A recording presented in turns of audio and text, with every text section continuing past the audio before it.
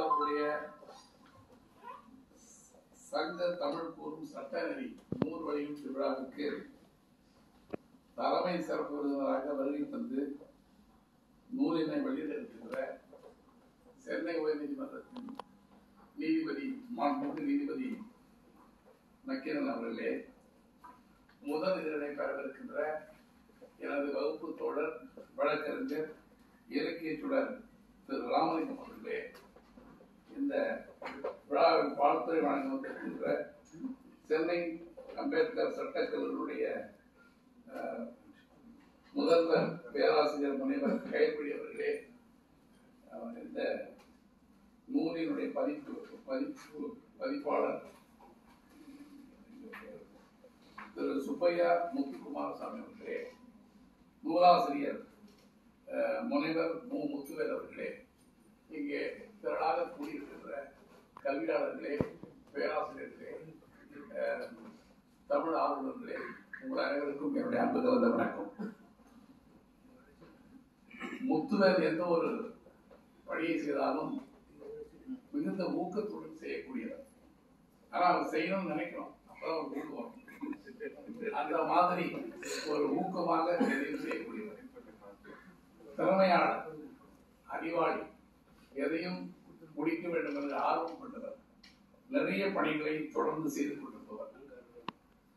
தன்னுடைய வாழ்க்கையை அரசு அலுவலகங்களில் தொடங்கி மொழிபெயர்ப்பாளராக இருந்து தமிழ் படித்து சட்டம் படித்து பேராசிரியர் ஆகி சட்டத்தமிழ் குறித்து ஆராய்ச்சி செய்த டாக்டர் பட்டம் பெற்று இப்படி தொடர்ந்து பல்வேறு பணிகளை செய்தவர் டாக்டர் முத்துவேல்.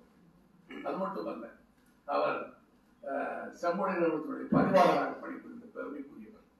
அது மட்டுமல்ல, அதாவது தமிழ்நாடு அரசாங்கத்தால் உருவாக்கப்பட்ட ஆட்சி மொழி ஆணையத்தினுடைய உறுப்பினராகவும் பணியாற்ற பெருமை அவருக்கு உண்டு. நீண்ட காலம் 1991 பிறகு அந்த வாரியமே இல்லாமல் போச்சு. அதுக்கு பிறகு அந்த ஆணையம் வந்த பிறகு அந்த ஆணையத்திற்கு அவரை உறுப்பினராக தமிழ்நாடு அரசாங்கம் நியமித்தது. இப்படி தொடர்ந்து பல்வேறு புகழுக்கு உரியவர் டாக்டர் முத்துவேல் அவர்கள். பல நூல்களை அவர் வெளியிட்டுள்ளார். என்னுடைய சட்டக்கதிர், நான் சட்டக்கதிர் இதழுடைய ஆசிரியராக இருக்கிறேன். என்னுடைய சட்டக்கதிர் இதழுக்கு கடந்த 20 ஆண்டுகளுக்கு மேல தொடர்ந்து உடலிருந்து எனக்கு உதவி செய்து வருகிறார். என்னுடைய சட்டக்கதிருடைய ஆசிரியர் குழுவில் துணை ஆசிரியராக கொஞ்ச நாள் பணியாற்றினார். அதற்கு பிறகு அரசாங்கத்துடைய சில முழு நேர பதவிகள் அவருக்கு வந்த காரணத்தினால் அவர் சட்டக்கதிர் ஆசிரியர் குழு உறுப்பினராக மாறினார். இருந்தாலும் அவர் தொடர்ந்து எங்களுடைய அலுவலகத்திற்கு தினமும் வருகிறார். ஓரிரு மணி நேரம் அங்கே இருப்பார். அவருடைய வீட்டுக்காரமாகவோ அவருடைய மகள்களோ அவரை குறை சொல்லாத வரையில் அவர் வருவார். மற்ற நேரங்களில் எல்லாம் அவர் நிச்சயமாக வருவார். அவங்க ஏதாவது சொன்னா மட்டும் அவர் ஒரு நாள் 2 நாளைக்கு ஆப்சென்ட் ஆவார். அவங்க வீட்டுக்காரங்க நினைக்கிறேன். ஸோ மற்ற நேரங்களில் எல்லாம் அவர் வருவார், வந்து தொடர்ந்து பணியாற்றுவார். அது என்ன வேடிக்கைன்னா, அவர் தமிழ் ஆசிரியர். எங்களோட சேர்ந்ததாலேயோ சேராதனாலே தெரியல, அவர் சட்டம் குறித்த நூல்களை 2-3 நூல்களை அவர் கொண்டு வந்திருக்கிறார்.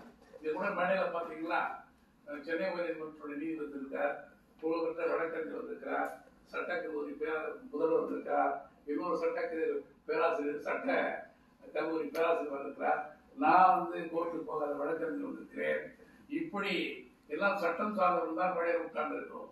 இலக்கியத்தை பற்றி பேசுவதற்கும் சட்டத்தை பற்றி பேசுவதற்கும் ராமலிங்கம் இருக்கிறார். அவர் இந்த மேடையை சமாளிக்கிறார் என்ற நம்பிக்கை. அந்த வகையில் இந்த அரங்கம் அனைத்தும் நிரம்பிய அரங்கம். இலக்கியத்தை பேசுவதற்கு ராமலிங்கமும், சட்டத்தை பற்றி பேசுவதற்கு நாம் அனைவரும், நீதியை பற்றி பேசுவதற்கு நீதிபதியும் இங்கே வந்திருப்பது மிகுந்த பாராட்டுக்குரிய ஒன்றாகும். பேராசிரியர் முத்துவேல் அவர்கள் எழுதியிருக்கிற இந்த நூலை பற்றி நான் சொல்ல வேண்டும் என்றால், நான் ஒரு நூலை ஒன்று படிக்கல. இருந்தாலும் கூட நான் இது குறித்து தான் ஆராய்ச்சியே பண்ணியிருக்கேன். 1983 நான் பிஹெச்டி ரெஜிஸ்டர் பண்ணேன். சென்னை பல்கலைக்கழகத்தில் வக்கீலுங்க பிஹெச்டி பண்ணது அனுமதிக்க மாட்டேன்னு சொன்னாங்க. நான் நீதிமன்றத்தில் வழக்கு தொடுத்து அதுக்கு ஒரு கேஸ் நடத்தி ஒரு சிங்கிள் ஜட்ஜில் ஒரு ஆர்டர் வாங்கி ஜஸ்டிஸ் மொத்தவச்சன் ஒரு ஆர்டர் போட்டு அதுக்கு பிறகு அதுக்கு பிறகு மெட்ராஸ் யூனிவர்சிட்டி அப்பீல் போய் அப்போ justice Anand, justice Venkatasamy petition அவங்க சொன்னாங்க, அவருக்கு அவருக்கு கொடுக்க மாட்டோம், அவர் வக்கீல் வேலை பார்ப்பாரா, இல்லை ஜட்ஜி ரெஜிஸ்டர் ஆராய்ச்சியாளராக இருப்பாரா, அல்லது அவர் ப்ராக்டிஸ் பண்ணுவாரா, அதனால தர முடியாது ஆர்கியூ பண்ணார். யார் பண்ணதுன்னா பி. சிதம்பரமும் நம்ம இவரும் முருகேசன் தான் பண்ணாங்க, மாற்றி மாற்றி மெட்ராஸ் யூனிவர்சிட்டி. ஃபைனலாக என்னாச்சு, அவங்க சொன்னாங்க, நான் எழுதுனா கூட ஒரு பக்கத்தில் நான் மிஸ்டேக் எழுதுனேன், நான் வக்கீலா இருக்கணுமா இல்லை ஆராய்ச்சியாளர் இருக்கிறது என்னுடைய விருப்பம். அது மாதிரி நீதிபதியாக ஜஸ்டிஸ் ஆனந்த் சொன்னாரு, கேண்டிடேட்டு அவர் வக்கீலா இருக்கணுமா இல்லை ஆராய்ச்சியாளர் இருக்கணும் அவர் முடிவு செய்யலாம், நீங்களும் முடிவு செய்யறது. உங்களுடைய வேலை அவருக்கு தினமும் பல்கலைக்கு வருகிறாரா என்று பார்ப்பதுதான். அவர் முழு நேர பிஹெச்டி கொடுக்குன்னா கொடுங்க, பார்ட் டைம் பிஹெச்டி கொடுக்குனாலே கொடுங்க, அவரை எங்களுக்கு தடுக்கக்கூடாதுன்னு உத்தரவு போட்டாங்க. அதற்கு தான் சென்னை பல்கலைக்கழகத்தில் professors, principles, advocates, doctors, engineers, IAS officer எல்லாரும் பிஹெச்டி கொடுத்து அலோன்னாங்க. எதுக்கு நான் சொல்றேன்னா, அதுக்கு பிறகு நான் எனக்கு சப்ஜெக்ட் என்னன்னா judicial institutions Tamil Nadu up to 18th century. முதல்ல என்ன பண்ணேன், தமிழர்களுடைய நீதி வரலாறு பற்றி எடுக்கணும்னு பார்த்தேன்.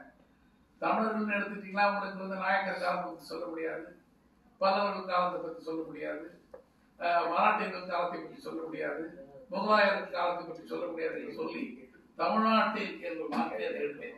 அதே போலதான் இன்றைக்கு நம்முடைய பேராசிரியர் முத்துவேல் அவர்கள் சட்டம் தமிழை பற்றியே ஒரு ஆராய்ச்சி பண்ணிவிட்டாங்க. அந்த புக்கை பார்த்தீங்கன்னா 1954 இருந்து இன்னைக்கு வரைக்கும் சட்ட தமிழுக்கு என்னென்ன பணிகள் செய்ய வேண்டும், என்ன செய்தால் தமிழ்நாட்டில் சட்டம் தமிழில் வரும் என்பதற்கான முழு புத்தகமாக அந்த ஆராய்ச்சி செய்திருக்கிறார். அப்படிப்பட்ட ஒரு ஆராய்ச்சியாளர் இன்றைக்கு இலக்கியங்களிலே நம் தமிழ்நாட்டில் என்ன